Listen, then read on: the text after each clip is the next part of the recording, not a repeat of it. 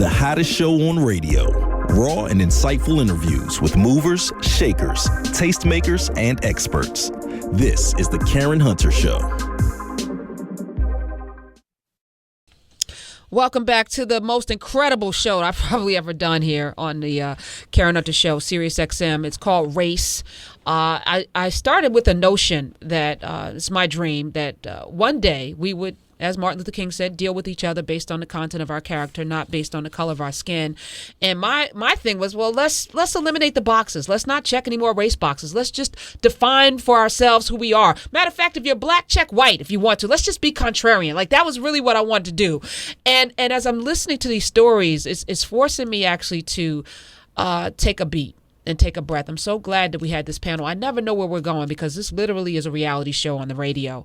But in listening to Salai and Kit and Sean in the break and Laura and Dr. Goodman share their views on this, it is really challenging me in ways that I didn't expect. Sean, your story again, Sean King, activist, writer with the New York Daily News.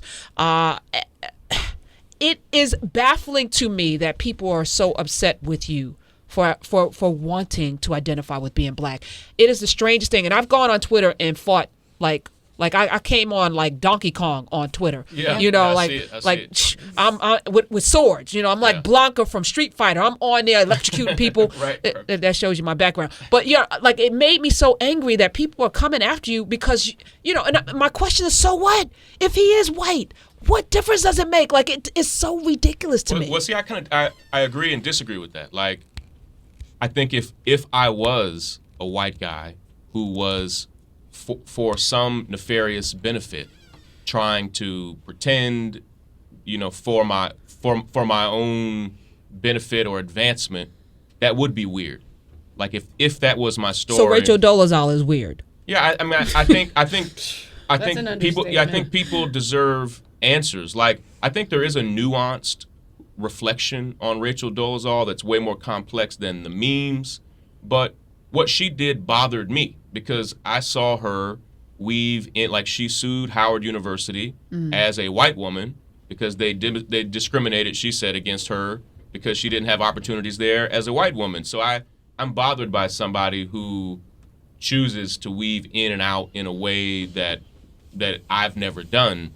But at the same time, I think the attack on me and my race, I think it has something to do with race, but I think it has a lot more to do with the reality that people saw it as a way to delegitimize the work and the writing that I'm doing. Because it had never happened. Like, I've been but why go there? I mean, it was the strangest thing to go there. You know, like, well, it stuck. It was juicy, and it came, and it was a timing thing. Like, literally, what happened was it picked up momentum even in black communities and black circles, where it all of a sudden went from being a really weird racist conspiracy theory to something that black folk were very interested in, that then CNN and then every news outlet in the country covered, because it was a new way for them to approach the Rachel Dolezal story.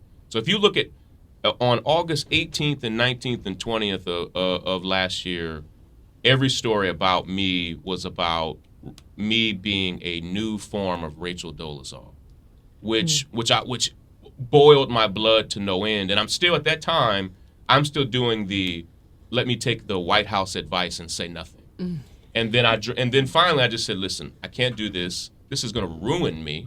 I'm going to be permanently attached to this ridiculous narrative. Let me then take the painful step and tell my whole story.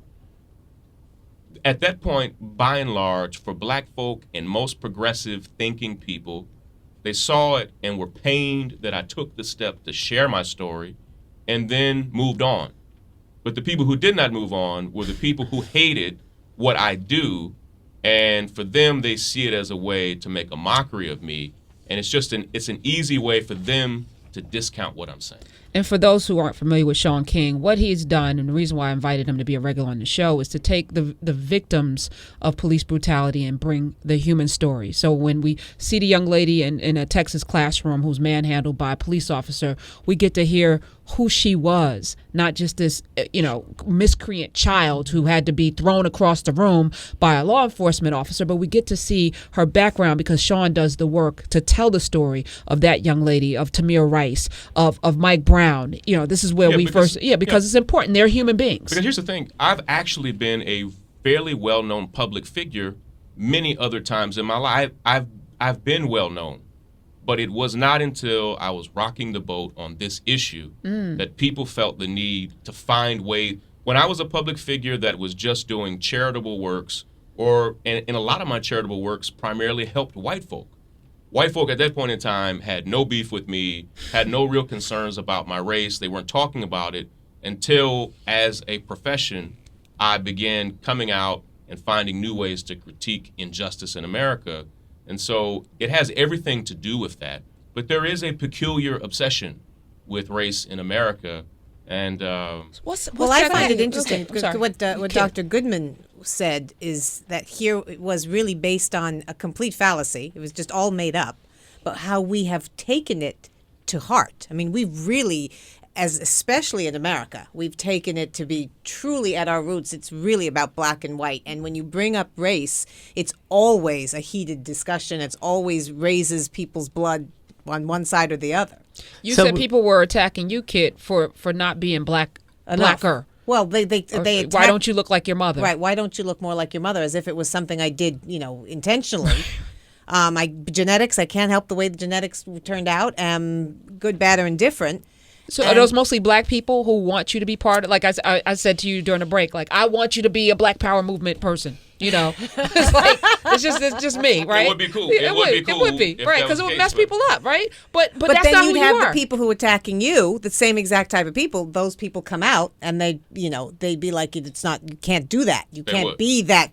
You can't be forceful when you look the way that you do. This all comes down. I mean, when we talk about true ignorance, it really had nothing to do with you in particular as a person. What it has to do with is that people are so ignorant to understand that in order for people to take a Black Lives Matter movement seriously, or climate change seriously, or criminal justice reform seriously, they have to actually have concrete facts and statistics. They want to see that. And so if we relegate all these stories to anecdotes, it undermines the strength of the movement. If somebody who's not Black says, I will deal with a Black issue, it does two things. One, it says somehow racism is just a Black problem. It's not just a Black problem. It's not a Latino problem. It's not an Asian problem. It's a human problem. And one of the things for Brown v. Board, which is recognized by the court as to why we said we're going to desegregate, is because racism had an impact on both whites and Black students. To have the concept of inferiority even come into play, it hurt our entire society. So it does that. But it also says, I have to undermine it and say it can't possibly be true. And if it is true, the way you prove it is that white people take notice. But however, if you look at the history of the civil rights movement, white people fought along the same lines as Black people. In fact, the movement was legitimized by the presence of national media showing it to people in New York from Selma, the March on Selma. And it was also white people, James Meredith and whatnot, who hung alongside of us in the lynchings of the South because they tried to help. And so you look at these stories, or Mickey Goodman, and you look at it and say, the ignorance comes down to what they were doing was say, please, if somebody who is not Black takes the chance to look at this and say, this is a real issue, it legitimized it in a way that greater society couldn't take, which is why people are frustrated to have statistics. But that's why, when it comes back full circle, why the census is so important, because it makes people have to confront the fact that there is a distinction of race and says, I will allow you to identify, but these statistical numbers that come from census data can give support to more than just anecdotal evidence of racism. If we are allowed now, based on this, because I think I'm going to check something else this time around, Please don't, Karen. I can tell you, please don't. No, I'm looking at, but the definitions by them, in and of themselves, I'm listening to Salai.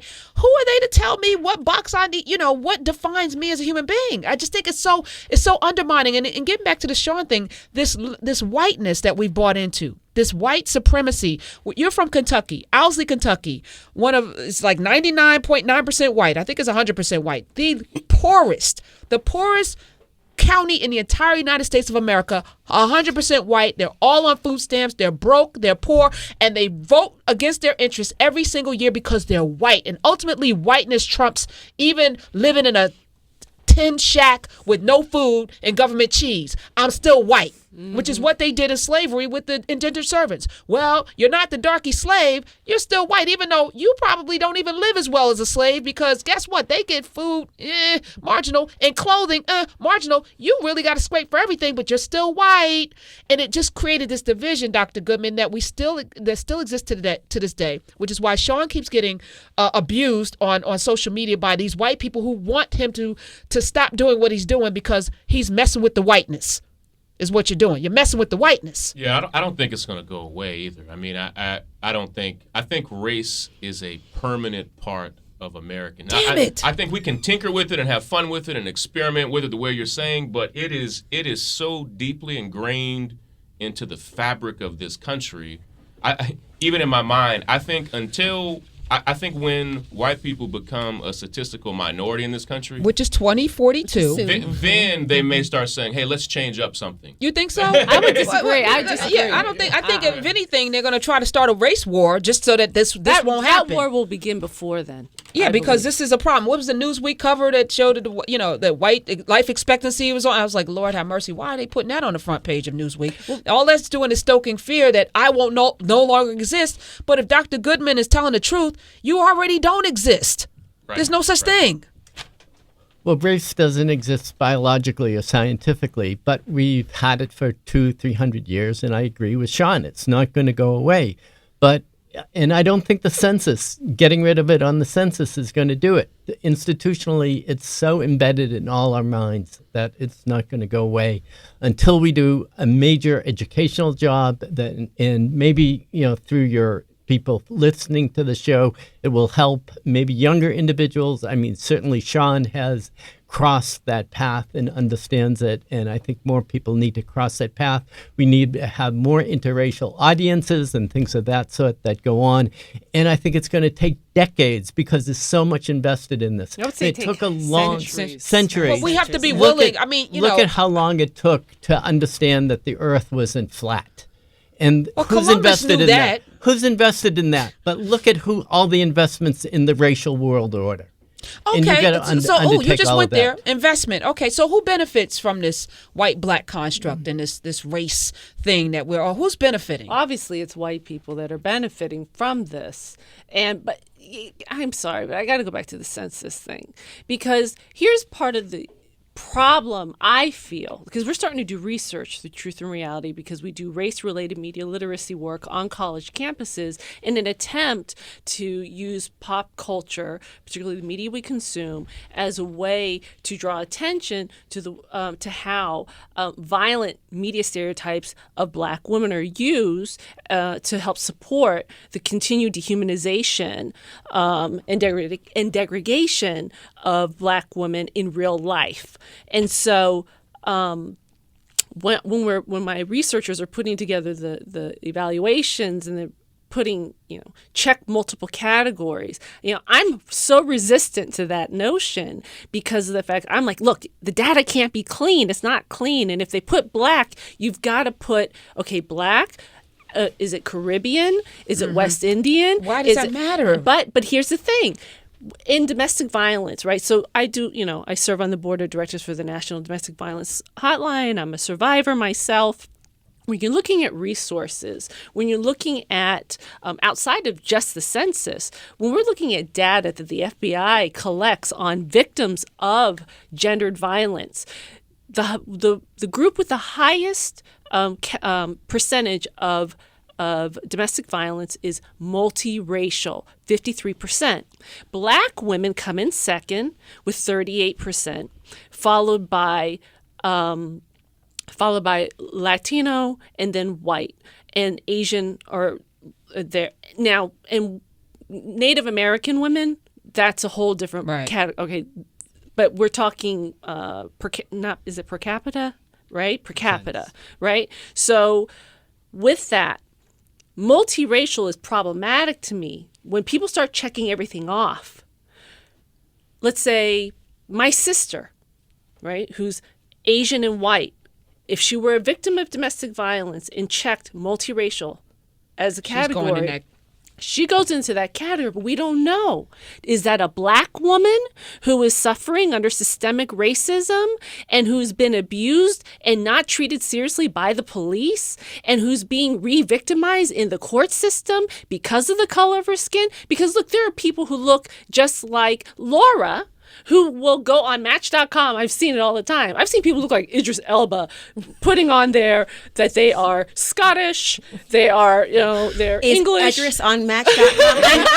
Hold on. Wait, hold on. I know I'm married, but hold on. Are you saying he has a hall pass? Looking like my hall pass. And here they check every category, and I'm like, what is this fascination with your proximity to whiteness, as if it somehow legitimizes your existence, and the fact that you have white blood in you somehow makes you more human or more exotic. And I'm like, look, but that's the narrative that I hope to fight, and it goes back to Laura's visceral reaction to Salai, being strongly black and Laura being proudly black, and them having different experiences, because at the end of the day, we're all valid, right?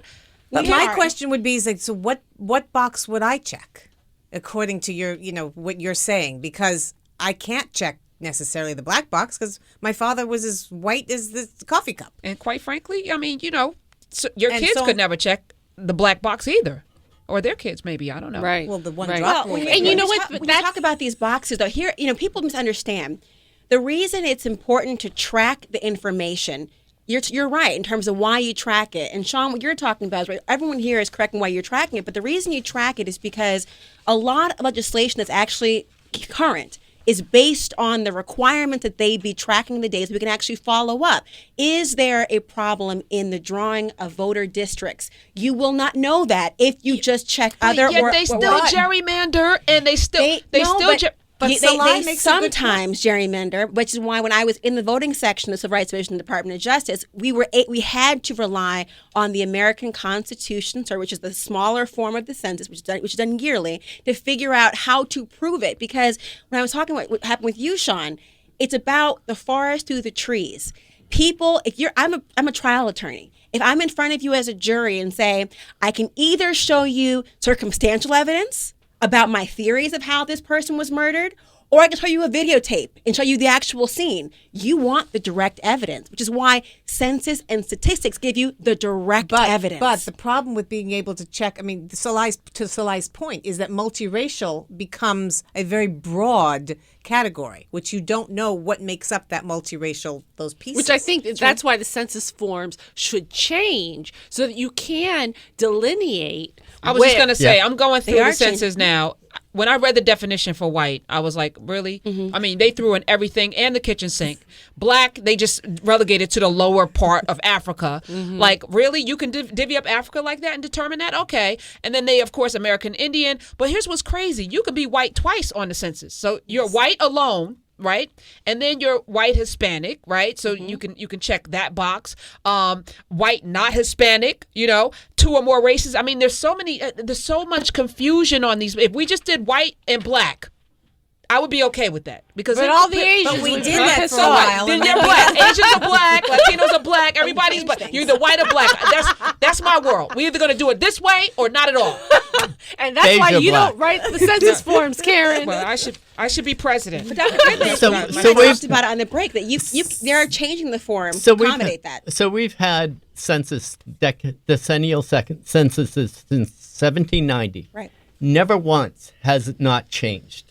We are always changing our racial categories because of political pressures, etc.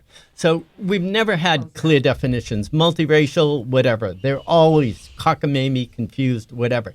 Yet, I think Laura's right. These are really powerful data come out of not just the census, But we know because of collecting racial data that there's a 12-fold difference in average wealth between white families, black families, Hispanic families.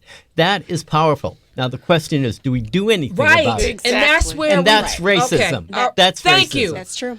Can we tackle that? We got to do a part 2. It's clear to me because that's where I want to get to solutions. At the end of the day, Dr. Goodman, at the end of the day, Laura Coates, at the end of the day, Kit Shapiro, Sean King, Salai Abrams, we got to get from here to there. It's not enough for us to I'm black and you're white. Maybe, I don't know. I'm all the boxes. I don't know what you are. You're Jewish. There should be a box on here for that because that's something different. Should be. Yeah, there should be. My husband went to school in the South. They thought he had this roommate. No blacks, no horns. Jews, no dogs. Right. So at some point, we got to get to a place where we acknowledge our differences and then do something so that we can all have an even playing field so that we can raise our children in an environment where everyone has a chance to succeed. Isn't that the American dream that we're looking for? All right, that's rhetorical. I want to thank each and every one of you. I definitely want to do this again. We got to keep the conversation going, and thank you so much for the heartfelt sharing and the information that was achieved today. I think this is an important start, but we're not finished. So I want to thank you. The conversation is race. It's the Karen Hunter Show, and we'll see you tomorrow. Get your daily dose. Catch every episode of the Karen Hunter Show on demand. Visit SiriusXM.com/on demand.